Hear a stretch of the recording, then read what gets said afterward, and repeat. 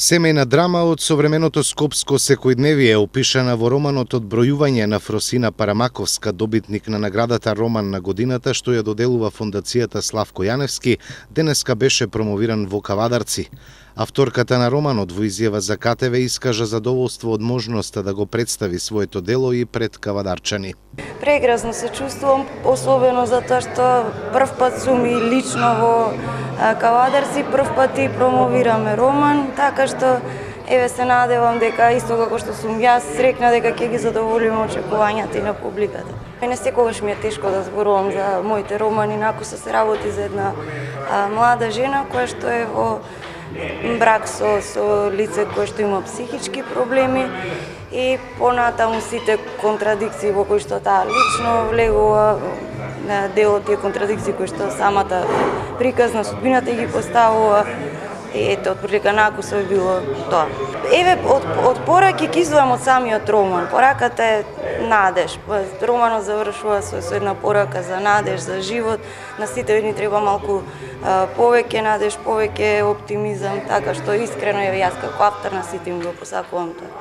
Звездан Ѓоргиевски од Фондацијата за промоција и унапредување на културните вредности Славко Јаневски е задоволен од изборот на жири комисијата за романот на годината Одбројување од Пармаковска.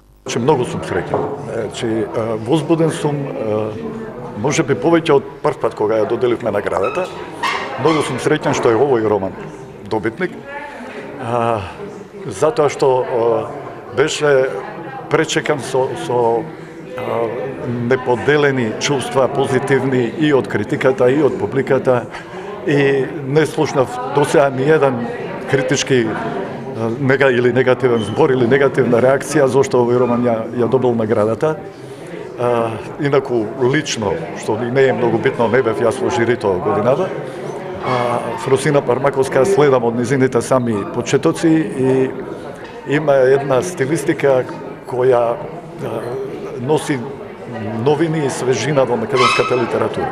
Ѓоргиевски се осврна и на работењето на фондацијата, која меѓу другото по примерот на Утрински весник, кој веќе згасна, ќе доделува награда за роман на годината, награда што весникот ја доделуваше од 1999 година, па се до самото згаснување. Фондацијата Славко Јаневски е формирана негде во октомври или ноември минатата година, значи постоиме 5-6 месеци. Првата идеја за формирање на оваа фондација беше токму наградата Роман на годината. Неколку луѓе, да кажам ветерани од Утрински весник, во еден неформален разговор сватија дека со умирањето на Утрински весник, со неговото згаснување, ќе згасне и наградата Роман на годината.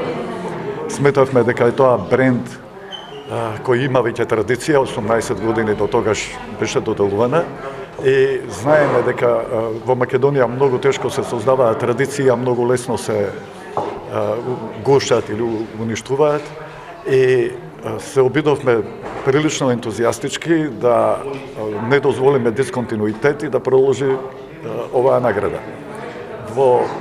Значи, тоа беа, сакам да ги наредам и по име, Ерол Ризаов, Бранко Тричковски, Манчо Митевски, Љупчо Поповски и јас. Овие четворица се основачи практично на Утрински, а јас бев прв уредник на културната рубрика тогаш, кога беше и формирана наградата направена. И потоа во исто неформален разговор со Јана Јаневска Терзиевска, ќерката на Славко Јаневски, решивме фондацијата да го носи името на овој бард. Меѓу другото и поради тоа што е автор на првиот македонски роман Село за 7 јасена. И веќе кога го земавме тоа име, решивме и уште поамбициозно да пристапиме кон целата работа, па иако сме млади, во програмата имаме многу амбициозни проекти. Првенствено преиздавање на првиот роман Село за 7 јасена, кој е објавен прв пат 52 година и од тогаш повеќе не е објавен. И сметаме дека тоа ќе биде еден возбудлив проект. Го откриваме Славко Јаневски како сликар. Фондацијата поседува околу 80 платна негови. Ќе направиме една голема ретроспективна изложба на есен. Спремаме еден алманах, еден годишно списание, Архив Јаневски, каде што ќе ги објавуваме сите артефакти поврзани со неговиот живот и дело. Првиот број најверојатно ќе биде за неговото ликовно творештво. сакаме да пробаме да помогнеме на млади автори, квалитетни, и така натаму. Не знам колку ќе успееме во сето ова, бидејќи сме фондација која исклучиво се финансира од приватни извори. Оваа награда, морам да кажам, ја поддржа Министерството за култура со известна символична сума, која се уште не е префрлена, али тоа не е толку битно.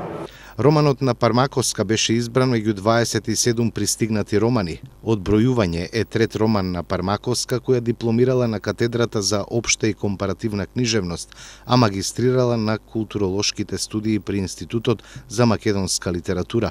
Таа е авторка и на романите, пишувајќи ги Изгубените топки и Вишнова хроника.